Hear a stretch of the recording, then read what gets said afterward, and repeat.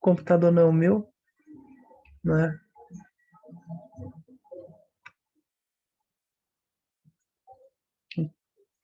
Muito bem. Gente, vamos ver então, tá? Os princípios ligados à pena, tá? São princípios que... Cadê vocês? Assim, são princípios que... Vamos lá. Qual que é a importância dos princípios? A primeira coisa que a gente pode chegar e falar é saber por que estudar princípio. Eu não gosto de princípio, eu acho uma encheção de linguiça, uma porcaria, etc. Muitos professores nem gostam de tocar no assunto. Alguns doutrinadores gastam poucas linhas dos seus livros sobre princípios, tá? Porém, princípio é importantíssimo.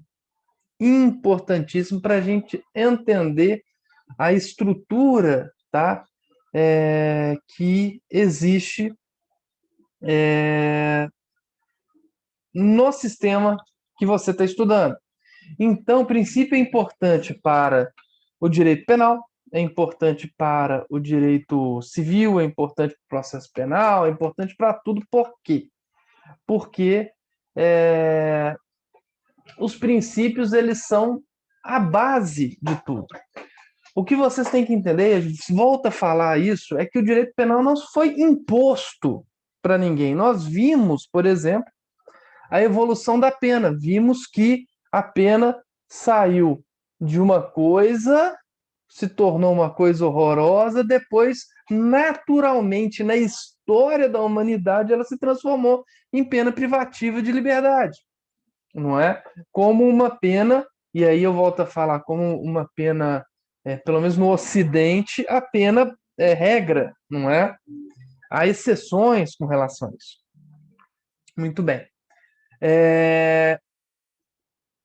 E com relação que os princípios também surgem disso, tá?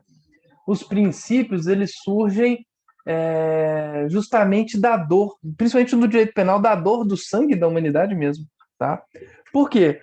Porque a humanidade chega e vive coisas terríveis, tá?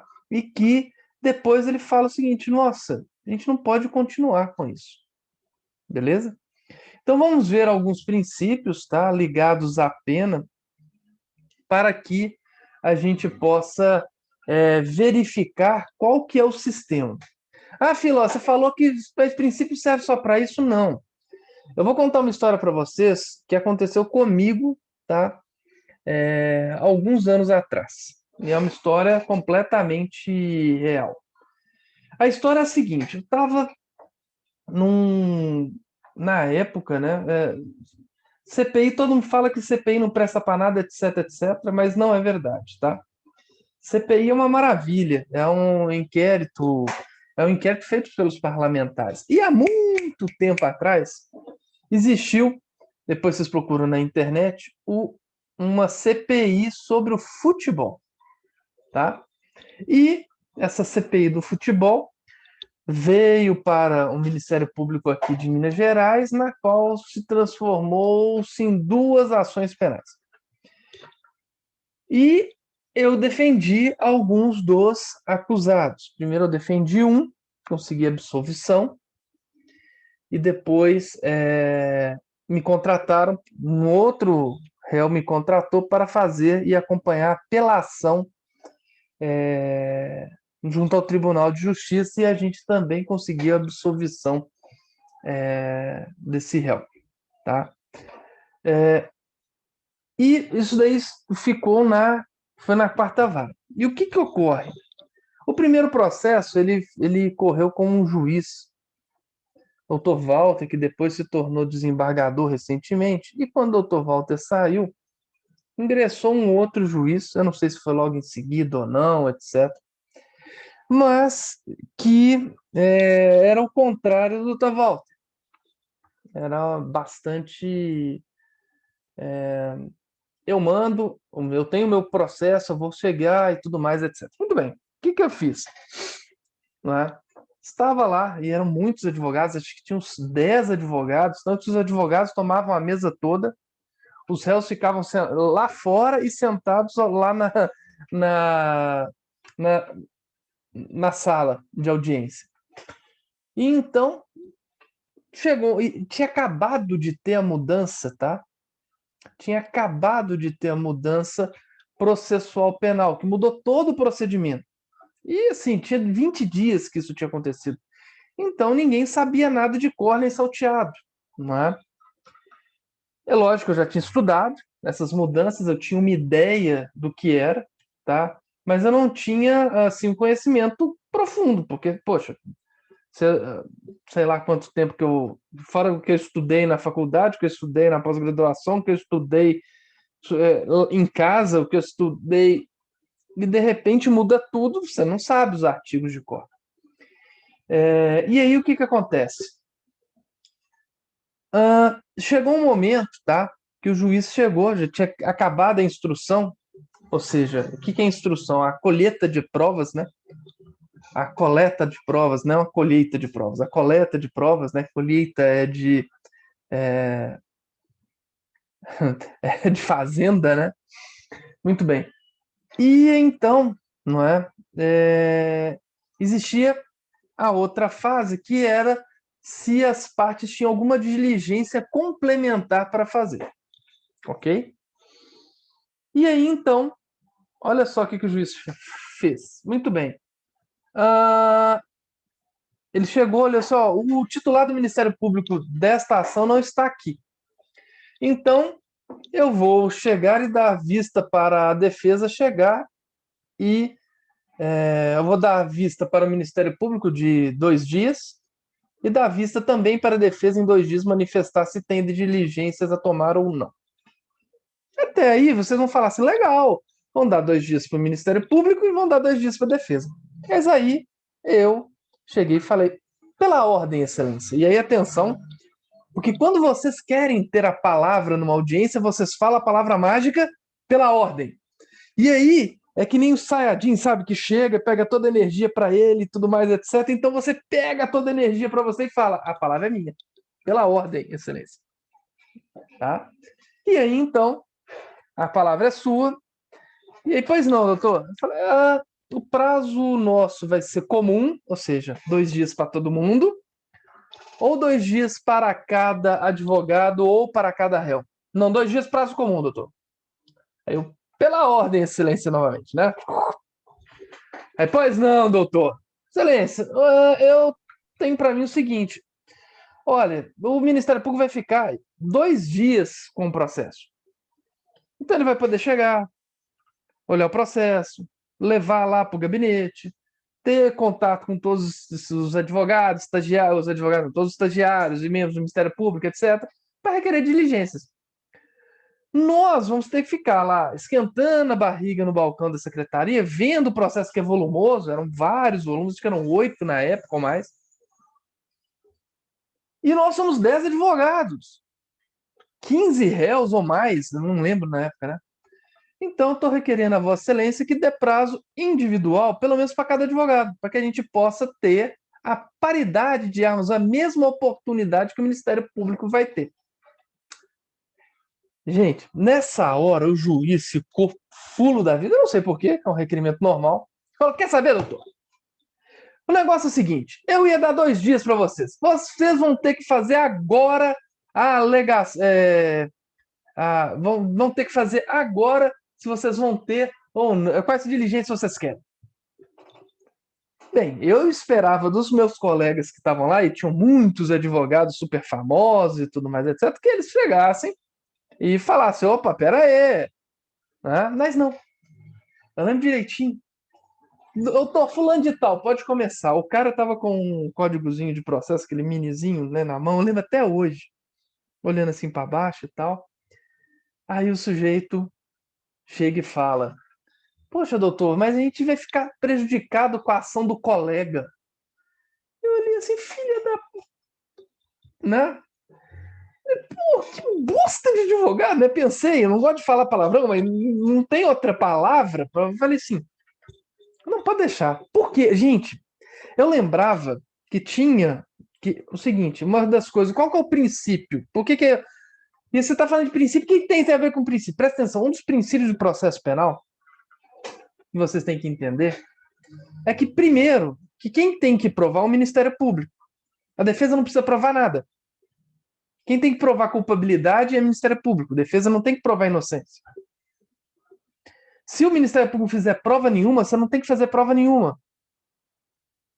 Então, todo o sistema, o arcabouço principiológico, é de que o Ministério Público é o primeiro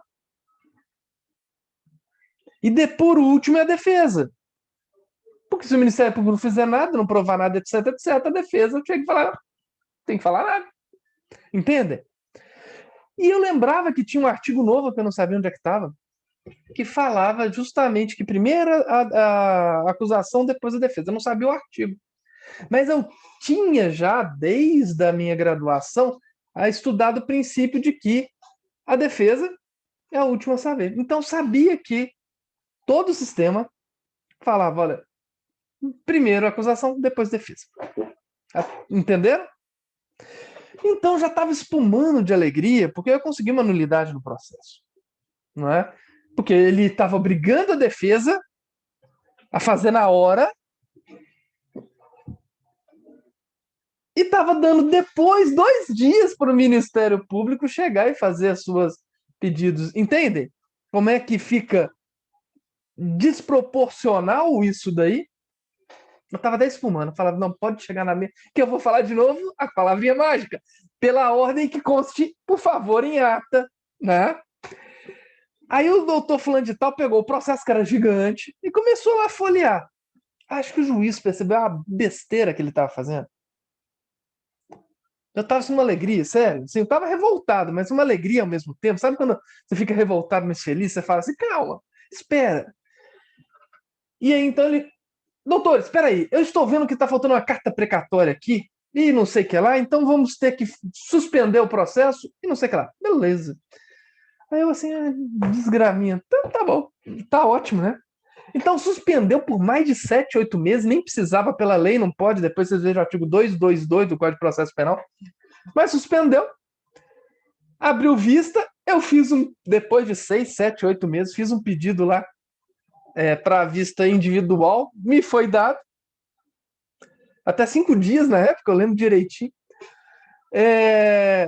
Então, olha só que importante, eu não sabia o artigo, eu sabia que tinha essa lógica, esse princípio, e com base nisso eu ia conseguir chegar e me opor à nulidade que estava ocorrendo ali.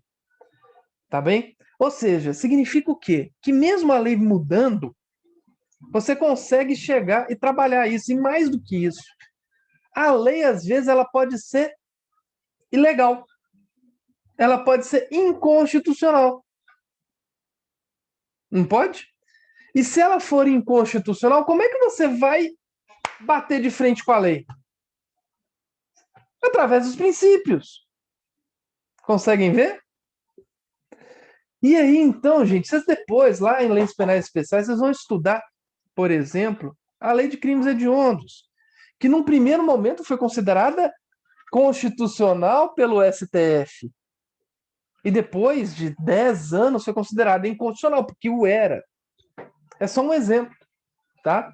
Mas vamos então ver os princípios ligados à pena. O primeiro princípio, meus caros, é o princípio da legalidade. Vocês já estudaram ele.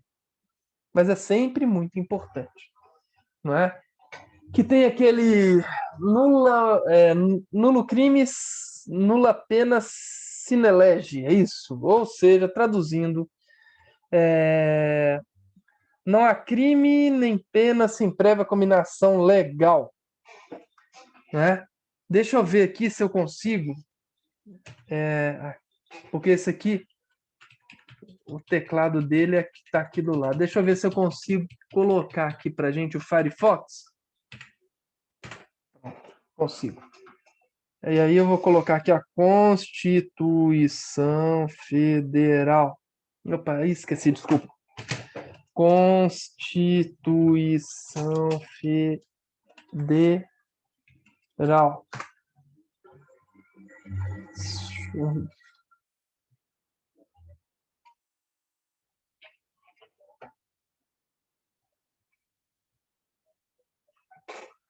Né? Eu vou colocar aqui o Código Penal também. Código Penal. Beleza. Deixa eu colocar aqui, Constituição, beleza. Agora eu consigo fazer um share para vocês. Constituição.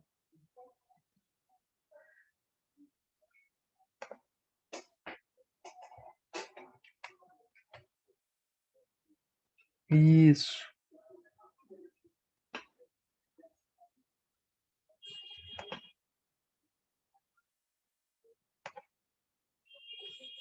Deixa eu ver aqui se eu consigo fazer um share aqui para vocês. Eu vou conseguir, tenho certeza. Constituição, beleza. Aí, ó. Agora deixa eu aumentar aqui a letra. Ixi, espera aí, deixa eu tirar vocês aqui.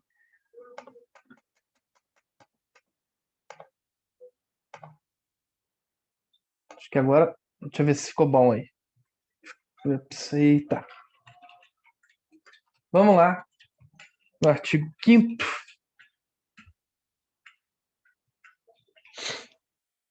Inciso 30.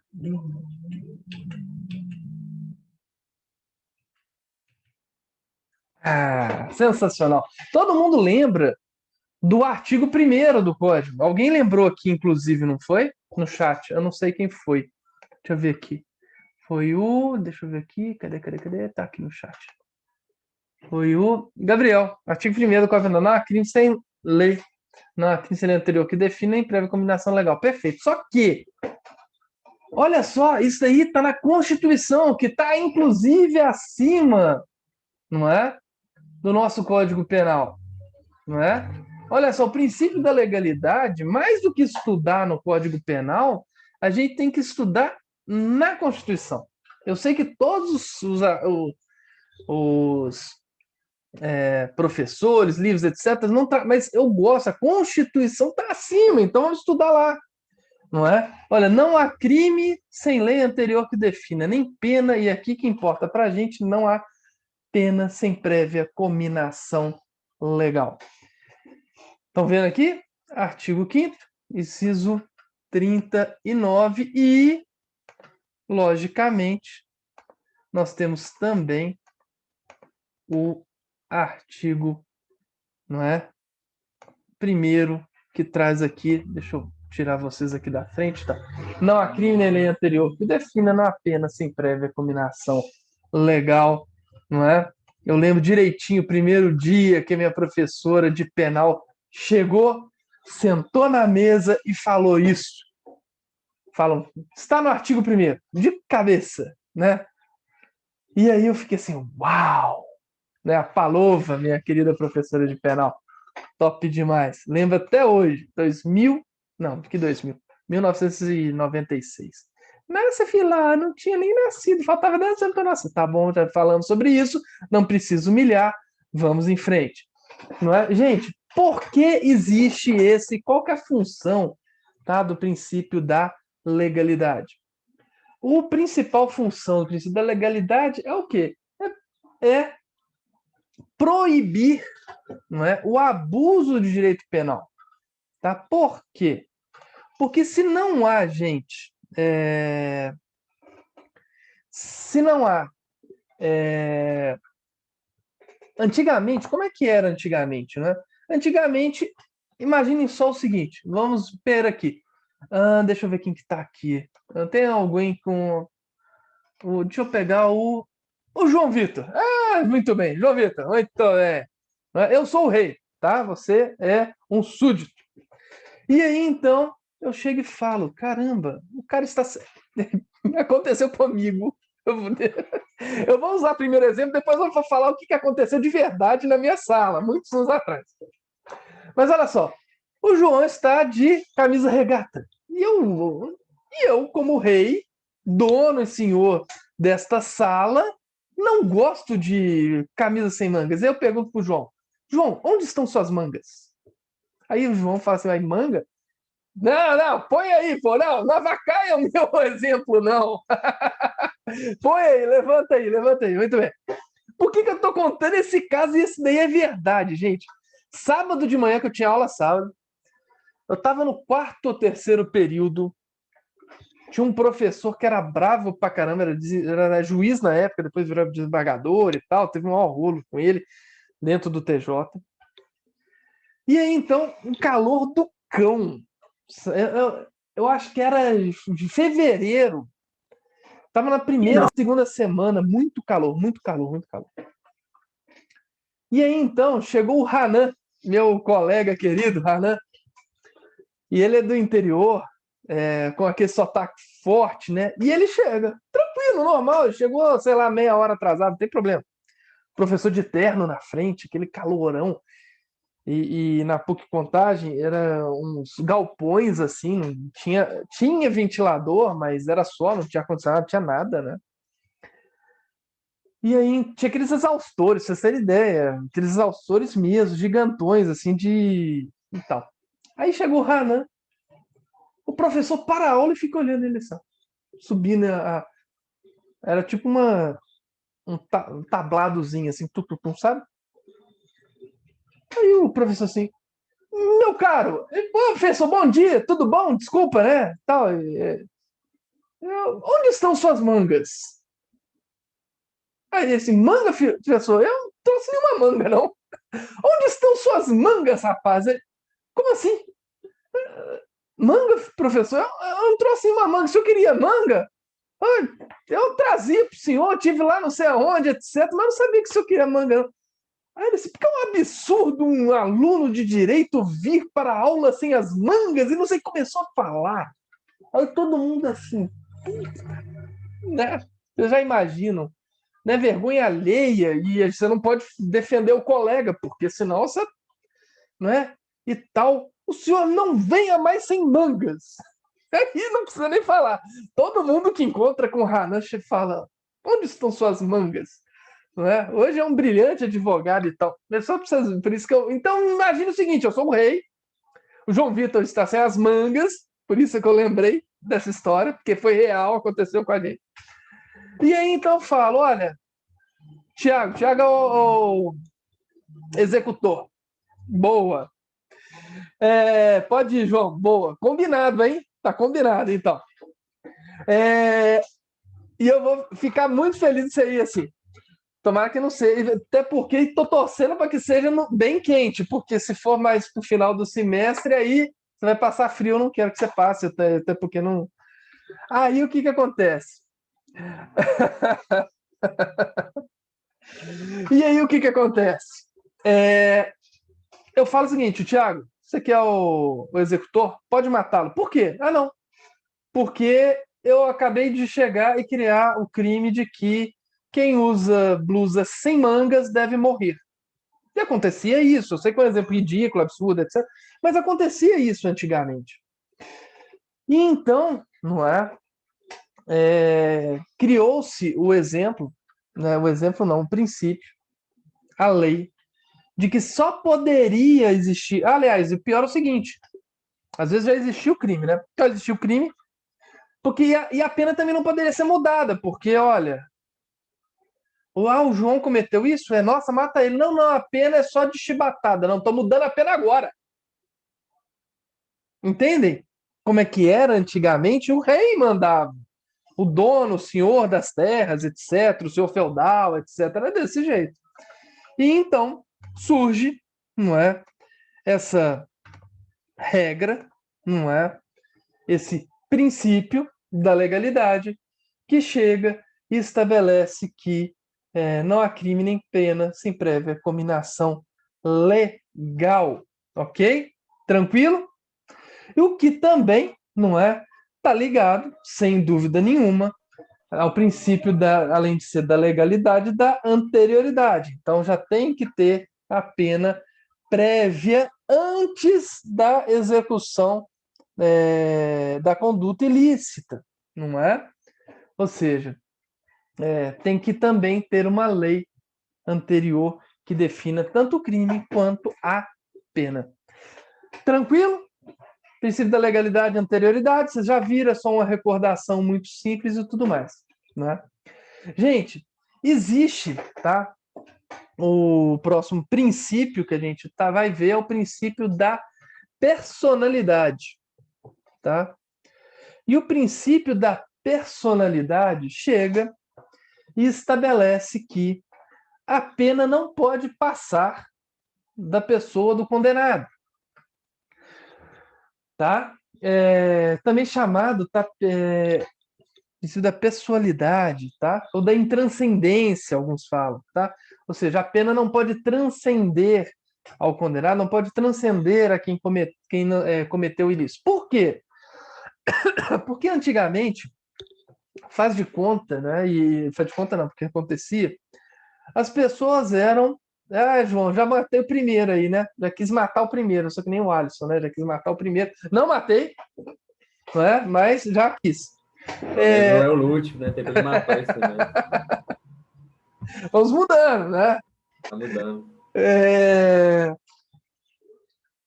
Então, o princípio. Por quê? Porque antigamente, por exemplo, faz de conta, o João, faz de conta que ele foi condenado por heresia, não é? E ele tem 10 filhos. Eu poderia chegar e. E ele foi condenado à pena de morte. Beleza. Ah, não, os filhos dele também. Por quê? Porque é tudo herege. Tudo fruto da mesma árvore ruim, não é? E tudo mais. Opa, temos alguém no chat aqui. Não matou, mas pediu manga, é verdade. E traga um manga no primeiro dia de aula também, hein? Muito bem. Não precisa vir de manga, mas traga um manga, que vai ser legal. Então, meus caros, tá? A pena só pode ir ao infrator, não é? Não há pessoas diversas a isso. Hoje em dia parece muito lógico. Mas, se a gente, às vezes, a gente é pego nisso aí, não é? A gente fala, nossa, o fulano fez isso, mas e o pai dele, né? Não é? Não tem isso? Né? Às vezes um menor de 12 anos chega e faz uma atrocidade. Ah, não, mas e o pai dele não vai responder penalmente por isso? Poxa, aposto que deixou e tal. Claro que isso é diferente, mas, sabe? A gente quer isso. Puxa, mas os filhos dele vão ficar impunes ou qualquer coisa assim, sabe? Bem, de qualquer forma, tá? Somente quem realizou a ação ou a omissão punível é que, logicamente, pode ser apenado de alguma coisa. Então, o princípio da personalidade chega e traz, e é muito tranquilo com relação a isso. Beleza? Gente, esse princípio, tá? Também está na Constituição. Não sei se. Ah, a gente está na Constituição. Aqui, deixa eu puxar aqui, não é? No artigo 40 e aqui, ó.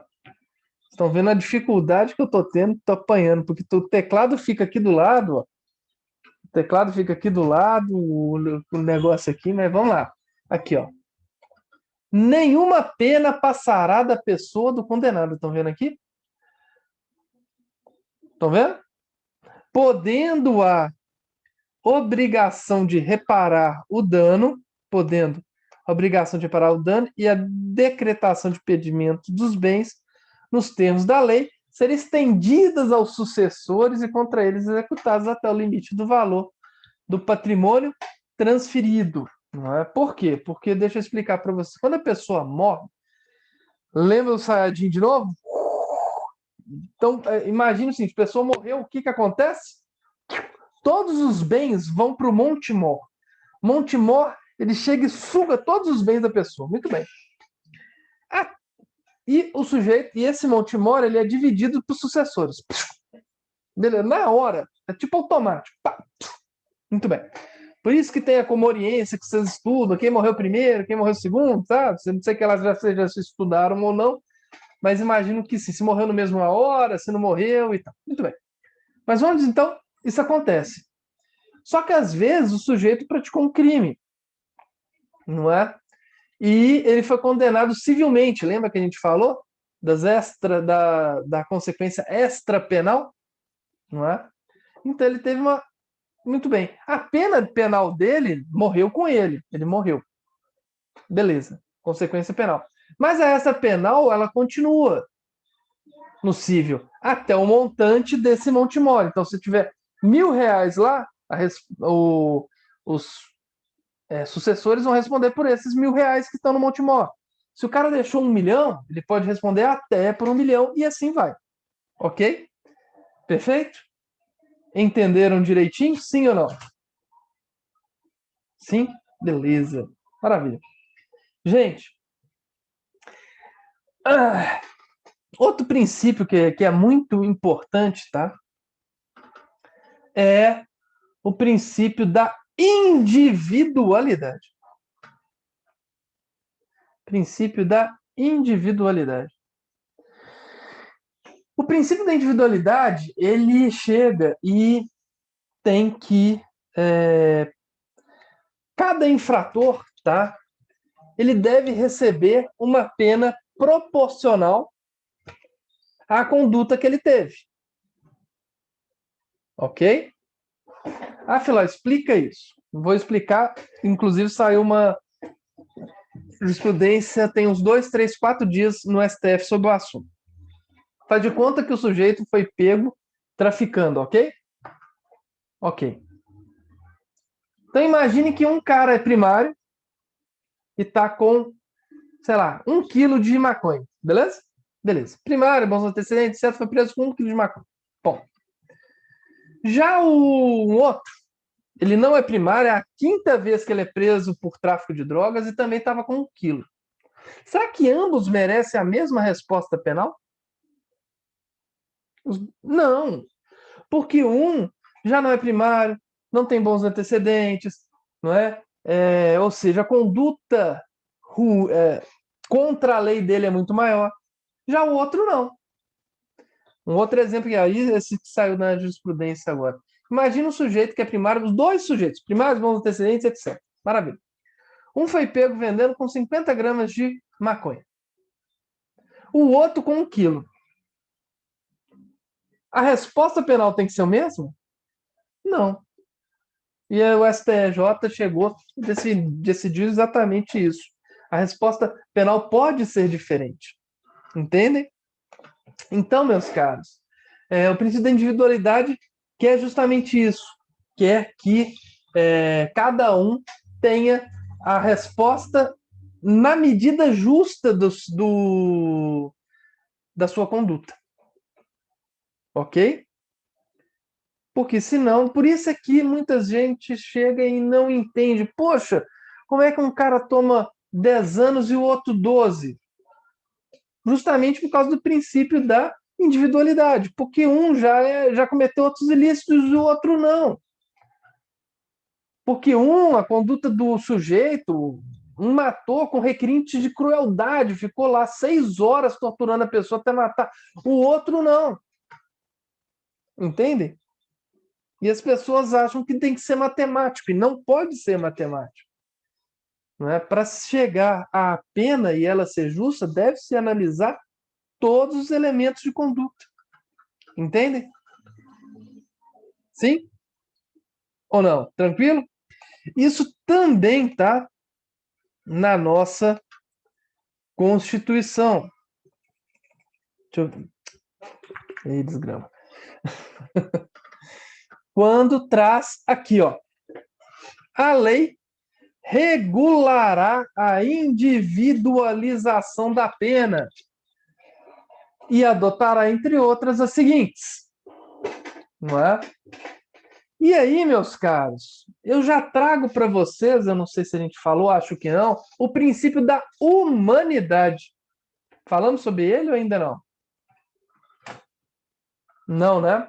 Beleza. O princípio da humanidade estabelece que no nosso arcabouço jurídico não podemos ter penas cruéis e desumanas. Tá? E esse princípio, ele se presta em 2 momentos. O primeiro momento aqui, ó. Deixa eu tentar ver se eu consigo fazer. Aqui, ó. Perfeito. Não haverá penas. Princípio da humanidade, tá? Não haverá penas. de morte. Atenção, salvo em caso de guerra declarada nos termos do artigo 84, 19. Atenção. Se vier uma resposta, uma pergunta fechada, existe pena de morte no Brasil? A resposta é verdadeira, existe pena de morte no Brasil. Por quê? Porque existe no caso de guerra. Não é? Perfeito? Então, atenção com essas armadilhas de concurso, de prova de ordem, etc. Não existe pena de morte no Brasil. Todo mundo, legal, é verdade, não existe. Muito bem. Está errado. Existe sim. Um caso de guerra declarado no termos do artigo 84, 19. Aqui, de caráter perpétuo. Não existe pena de caráter perpétuo, tá ok? O vagabundo vai para a rua. Muito bem. De trabalhos forçados. Tá? E trabalhos forçados, a gente vai ver que trabalho é um direito e uma obrigação do preso, mas trabalhos forçados é diferente, tá? Pena de banimento, também chamada de pena de degredo antigamente, tá? Vocês pegarem lá ordenações filipinas, e finalmente as penas cruéis também são proibidas. Então, quais são as penas que existem no Brasil? Olha só, a Constituição também traz, e ao mesmo tempo isso também é humano, não é? É a privação ou restrição de liberdade, perda de bens, multa, prestação social alternativa e suspensão e interdição de direitos. São essas as penas que existem no Brasil e também fazem parte do princípio da legalidade. Somente essas são as penas que são aceitas em nosso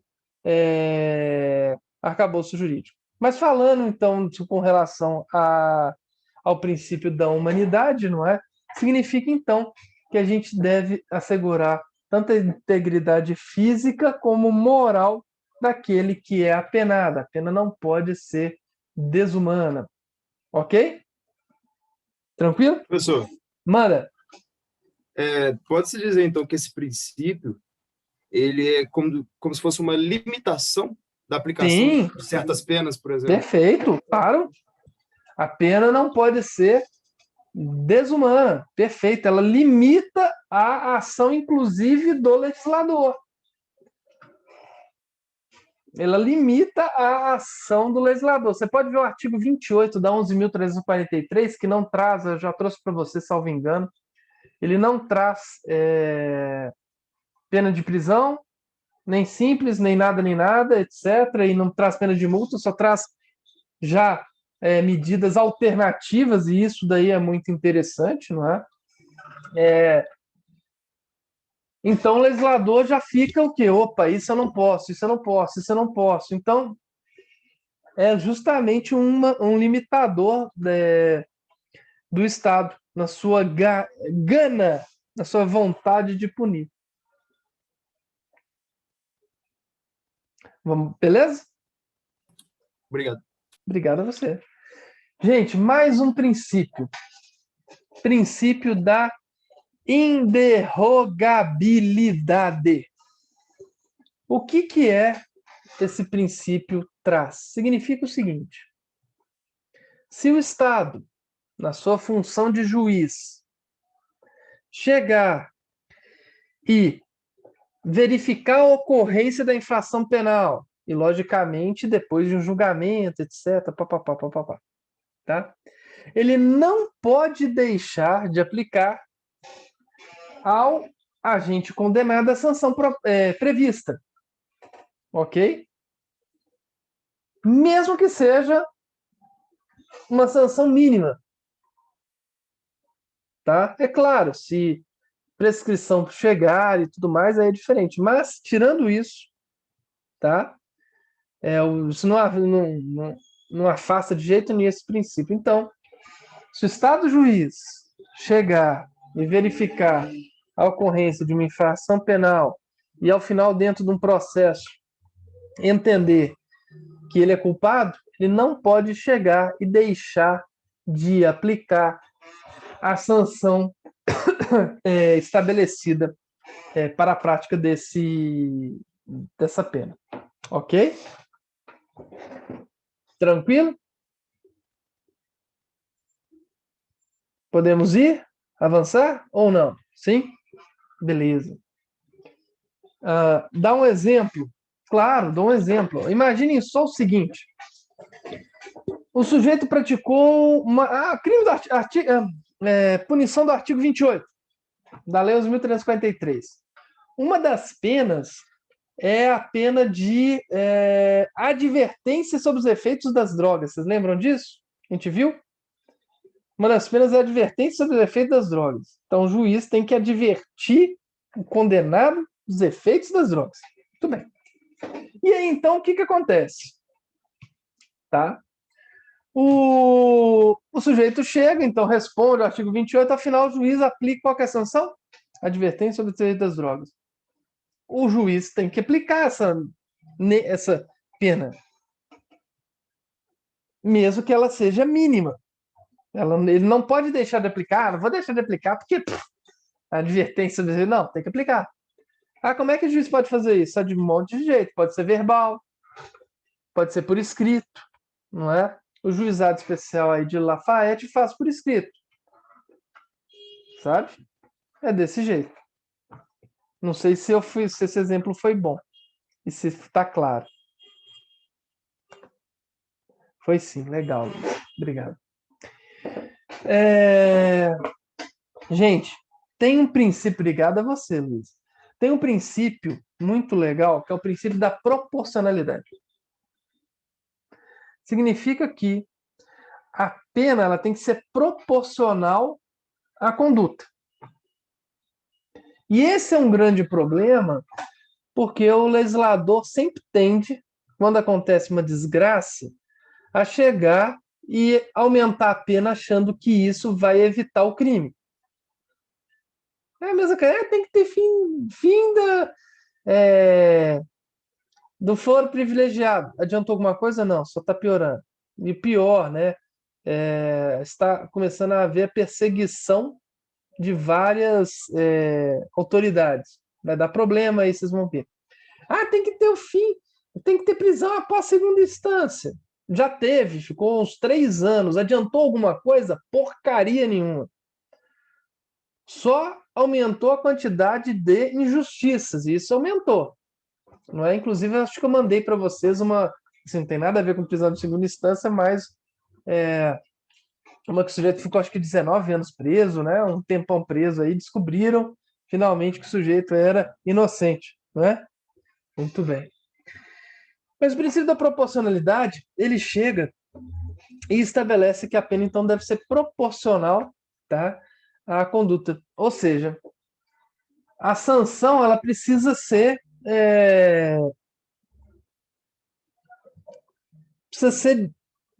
dimensionada, acho que a melhor palavra é essa, dimensionada com o tamanho da lesão ao bem jurídico. Não é? Ou seja, o legislador tem que chegar e falar qual que é o bem jurídico mais importante? É a vida. Então, a vida, ela tem. Quem chegar e atingir o bem jurídico vida tem que ter uma pena maior do que todas. E aí estabelece. Pá!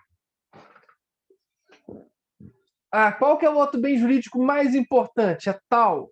Pá! E assim vai. E ele tem que criar o sistema penal prestando atenção justamente nisso. Nessa proporção. Porque, imaginem só, um crime contra a honra. Não é? Simples. Injúria. O cara xinga o outro. Xingou. E aí, então, o legislador coloca lá, pena mínima 5 a 15. É desproporcional. Do mesmo jeito que é desproporcional colocar 1 a 5 pena para quem cometeu homicídio. Então, a pena tem que ser sempre isso. Agora, tem uma coisa importante. A visão da importância do bem jurídico pode mudar na história, ao longo da história. Querem ver? Há 100 anos atrás, mais ou menos, o crime de estupro era punido com 100 ou um pouquinho mais, tá? Era punida com pena de multa. Era punido com degredo, que era o sujeito sair daquela localidade onde ele estava, está proibido de voltar. Depois começou a ter pena maior de etc, etc. Hoje a pena é gigantesca. Acho que o mínimo é 6 anos e tal. Pena bem grande. A gente vai ver isso no 5º período também da pena. Então foi aumentando. Por quê? Porque a visão de liberdade sexual, dignidade sexual e tudo mais mudou. Hoje em dia todo mundo vê. Antigamente era tipo um mito. Não. Esse negócio de sexo é só para procriação, não sei o que lá, etc. A mulher não pode ter prazer, né? E outras coisinhas que existiam e ainda existem na sociedade, né? Não é verdade? Pecado e outras coisas, mas, né? Muito bem. Muito bem. Hoje já mudou. Hoje se dá uma grande importância para quê? Para para essa questão sexual. Por outro lado, outras também diminuem. Querem ver? Antigamente existia o crime de adultério. Era crime.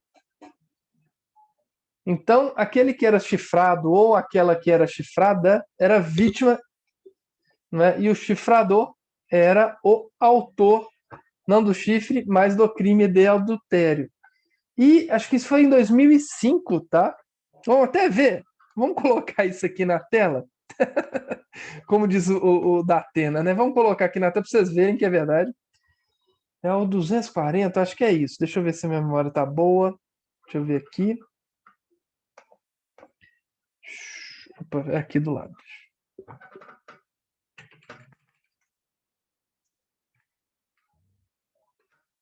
Acho que é melhor aqui, assim. Deixa eu ver se é.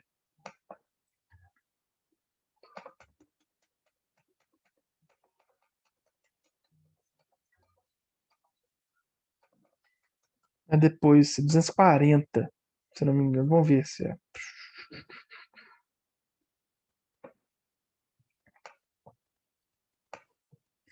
Era um crime contra a família.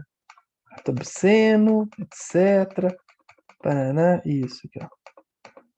240, adultério aqui, ó. Olha aqui o crime, ó. Adultério aí, ó. Em 2005 ele foi revogado. Por quê? Porque entendeu-se que não mais ele era importante como um bem jurídico. Então, ele, inclusive, deixou de ser uma conduta penal, não é? Chifrou. Beleza, você aceita? Aceito, vamos continuar casados. Beleza, não aceito não. Então, beleza, separa, vai lá pro direito de família. Não me vê... O direito penal, ele é elitista, né? Lembrem-se. Ele é elitista no sentido de, olha, eu só pego os bens jurídicos mais importantes. Isso aí não é bem jurídico importante, não. Você resolve lá no direito civil, tá? Então, meus caros, esses aí, tá, são os principais princípios ligados à pena, tá? E eu acho que é muito importante vocês chegarem e estudarem, tá? Gente, vou fazer só uma pequena introduçãozinha com relação ao próximo tema, e aí eu termino a aula, e aí, ó que estava esperando aqui, ó. Vocês estão vendo aqui, ó, prestem atenção, ó, já coloquei aqui, ó. Aí sextou, mas ainda não, vamos ter paciência, não é? Vamos ter paciência, calma, vamos lá. Gente, espécies de pena, vamos lá, menos para os ainda segundo, é verdade. Vamos lá. Gente, olhem só, no artigo 32, vou lá pegar o 32, estabelece quais são, tá? As penas existentes. Parece na nave. As penas existentes, olha aqui, no nosso Código Penal, tá? Então nós temos as penas privativas de liberdade, não é? Nós temos as penas restritivas, que são entre as penas privativas de liberdade, tá? nós temos a pena de reclusão, de detenção e de prisão simples. A gente vai ver qual que é a diferença de cada um. Então, dentre as penas privativas de liberdade, tá? Nós temos a pena de reclusão, de detenção e de prisão simples. E aí eu já pergunto a vocês o seguinte, eu não sei. Lá no quinto período, eu falei, vocês sabem qual que é a diferença entre crime e contravenção, por exemplo? Já estudaram? A gente trouxe isso aqui? Diferença de crime e contravenção? Com você, não, mas o Alisson deu uma introdução. Qual que é a diferença? Vamos ver. No caso, o Alisson explicou para a gente que a contravenção ele é um crime anão, digamos assim. Então, as penas aplicadas elas serão menores devido à conduta também ser, né, menos assim agressiva ao bem jurídico. Não seria isso, não? Porque, tipo assim, o Alisson não explicou, né? Ele só não é. É um crime anão, isso é verdade. Mas vamos lá, eu vou falar para vocês o que que é. E aí, enquanto eu falo, eu coloco aqui no nosso... O chat bombou, hein? Infração penal de menor potencial ofensivo. Não, jogo do bicho. Jogo do bicho é uma contravenção, sim. Luísa caiu no conceito do João. Acho que foi do João. Ixi, é isso mesmo. Fazer o quê, né? Não, quem caiu foi o Cruzeiro mesmo. Muito bem. Tô brincando. Vamos lá. Gente, lei de introdução ao Código Penal. Você sabia que tinha uma? Lei de... Opa, esqueci aqui. Lei de introdução ao Código Penal. Gente, vocês estão vendo que... Nossa Senhora, meu Deus.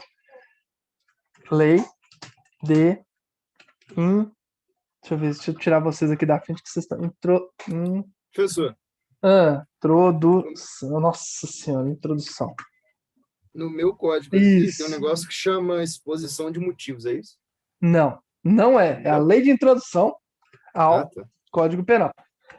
É porque pouca gente... O Alisson conhece, tá? Por favor.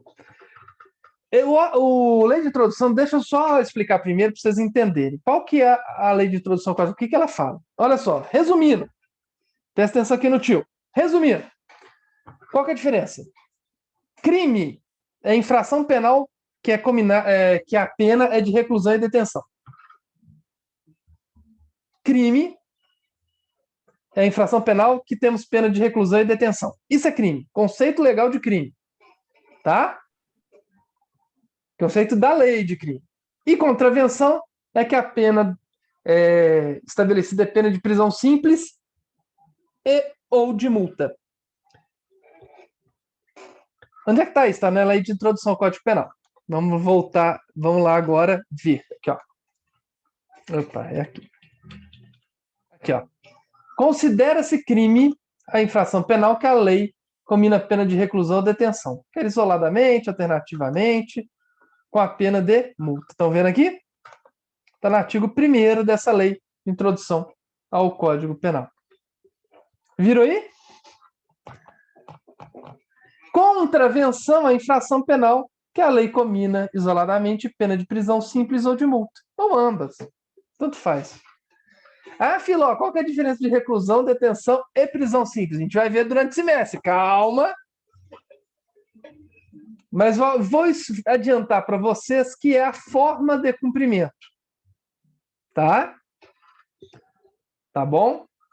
É a forma de cumprimento. Vocês vão ver. E, por outro lado, deixa eu colocar aqui, lei de introdução ao Código Penal, eu vou colocar aqui a lei de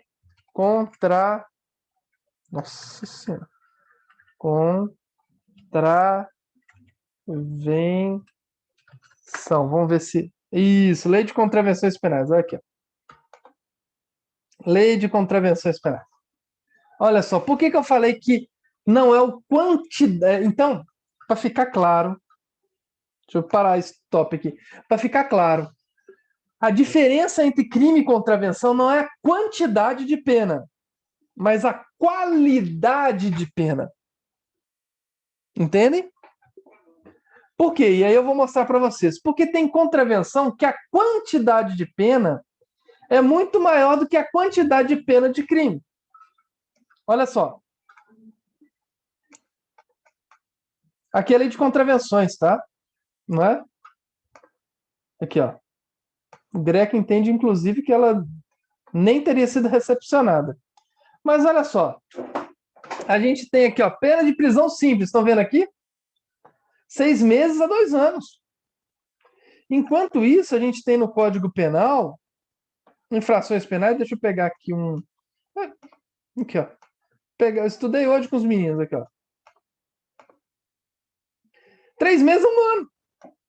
Isso aqui é crime, ó. Pena de detenção. Como é que você quer crime? Está escrito detenção. 3 meses a 1 ano. Enquanto isso, por outro lado, tem prisão simples, contravenção de 6 meses a 2 anos. Entenderam que o que diferencia crime e contravenção não é a quantidade de pena, mas a qualidade dessa. Fala, Thiago. Professor, que isso, já sabia antes de eu falar.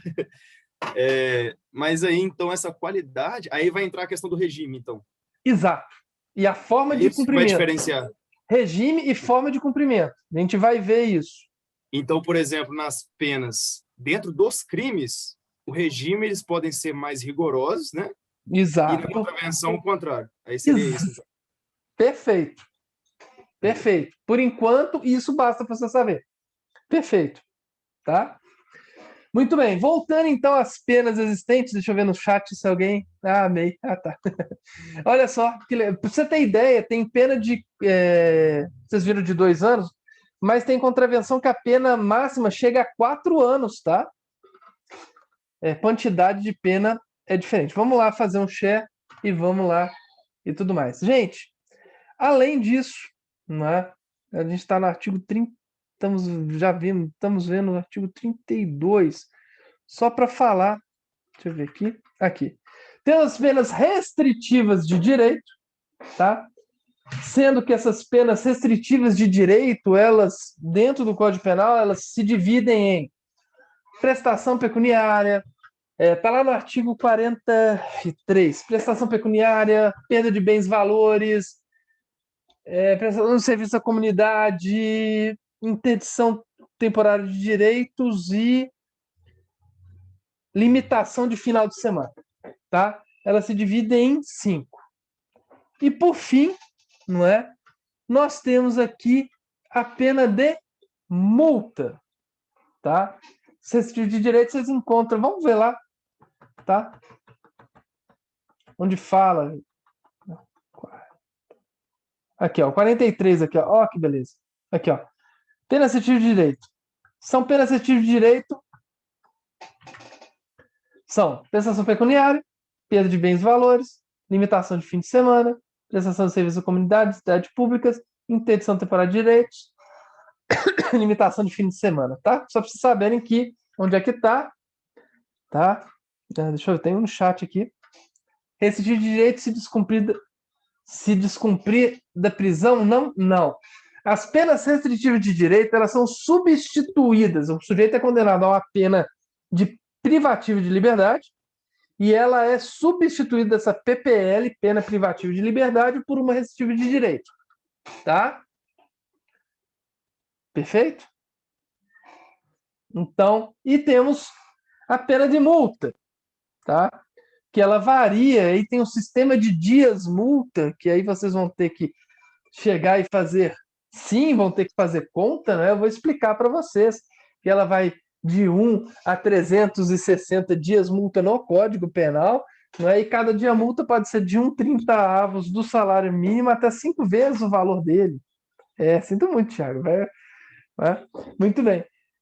Então, e ainda pode ser triplicado esse valor, eventualmente a gente vai chegar e ver até onde chega esse valor e tudo mais. Na próxima aula, quinta-feira próxima, porque segunda, terça e quarta eu já dei a notícia para vocês que não tem aula na faculdade, para tristeza de todos, mas quinta e sexta estaremos aqui para ver. Como já está tarde, eu já não farei chamada, tudo bem? Até porque vocês viram que o meu teclado tá dando repetição de coisas e tudo mais, etc. Tá loucura. Então, agora sim, não é? Sextou! Vamos tomar nosso uísque! Um abraço para vocês e eu vou mandar foto do uísque no grupo, tá? Quem for beber água, refrigerante, suco ou qualquer coisa, manda também. Sextou! Agora sim, sextou para todo mundo. Beijo do Gordo. Eu vou tentar, tomara que dê tudo certo aqui, eu vou colocar no YouTube já a nossa aula. Beijão. Tchau, tchau. Valeu, pessoal. Sextou. Boa noite. Abração. Tchau, tchau. Beijo. Tchau.